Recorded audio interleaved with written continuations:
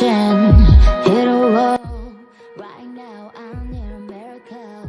Hurry up now. Halo teman-teman, jadi pada kesempatan kali ini saya mau menjelaskan atau mau menjawab pertanyaan nomor 1, yaitu kenapa produk disposition perlu dipelajari para pemasar.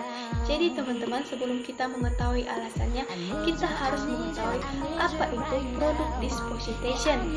Produk disposition atau disposisi produk sesuatu yang dapat terjadi sebelum, selama, dan sesudah penggunaan produk, misalnya penggunaan es krim.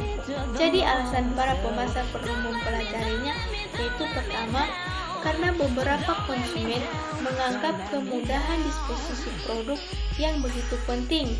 Kedua, karena pemasar perlu memahami bagaimana pengaruh situasional mempengaruhi keputusan disposisi untuk mengembangkan produk yang efektif, etis, dan program pemasaran. Ketiga, karena pemasar harus memahami bagaimana situasi pembeli mempengaruhi konsumen dalam rangka untuk mengembangkan strategi pemasaran yang meningkatkan pembelian pada produk mereka.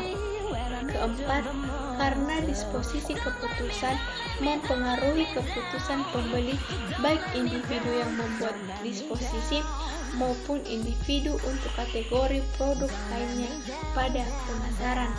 Jadi teman-teman, itulah penjelasan pertanyaan dari nomor 1, kenapa produk disposition perlu dipelajari para pemasar. Sekian dan terima kasih. Don't let me down, down, down. Don't let me. Kedua, sebutkan asumsi dasar konsumen dalam pendekatan ordinal.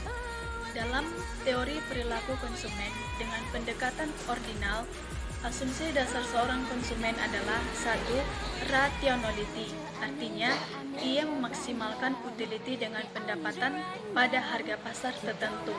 Kedua, utility adalah bersifat ordinal, artinya konsumen cukup memberikan ranking atau peringkat kombinasi mana saja yang ia sukai. Ketiga, menganut hukum diminishing marginal rate of substitution, artinya bila konsumen menaikkan konsumsi barang yang satu akan menyebabkan penurunan konsumsi barang yang lain dan dapat digambarkan dengan kurva indifferent. Keempat, total utility yang diperoleh konsumen tergantung dari jumlah barang yang dikonsumsikan. Kelima, bersifat konsistensi dan transitivity of choice, artinya bila A lebih disukai daripada B dan B lebih disukai daripada C, maka A lebih disukai daripada C. Dasar pemikiran dari pendekatan ini adalah semakin banyak barang yang dikonsumsi, semakin memberikan kepuasan terhadap konsumen. Crashing, hit a wall. Right now I'm near a miracle. Hai, baik, di sini saya akan membahas perspektif dalam perilaku konsumen.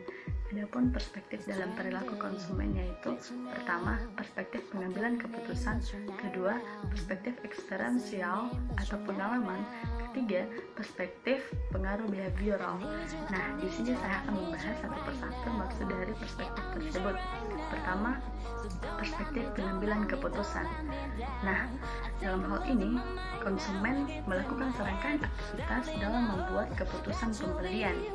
Nah, perspektif ini juga mengasumsikan bahwa konsumen memiliki masalah dan melakukan proses keputusan rasional untuk memecahkan masalah tersebut.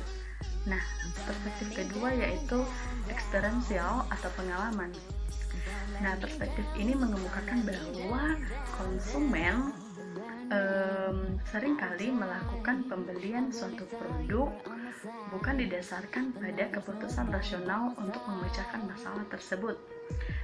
Konsumen seringkali membeli suatu produk dengan alasan kegembiraan, rasional, dan emosi yang diinginkan. Nah, perspektif ketiga yaitu perspektif pengaruh behavioral. Perspektif ini mengasumsikan bahwa konsumen membeli suatu produk bukan dari rasional atau emosional yang berasal dari dalam dirinya.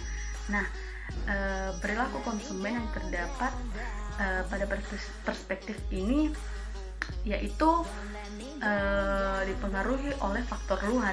Pertama, pemasaran yang dilakukan oleh produsen. Kedua, faktor budaya. Dan ketiga, faktor ekonomi, faktor lingkungan fisik, undang-undang, serta faktor lingkungan yang kuat membuat konsumen melakukan pembelian. Sekian dan terima kasih. I need you right now. Yeah, I need you right now.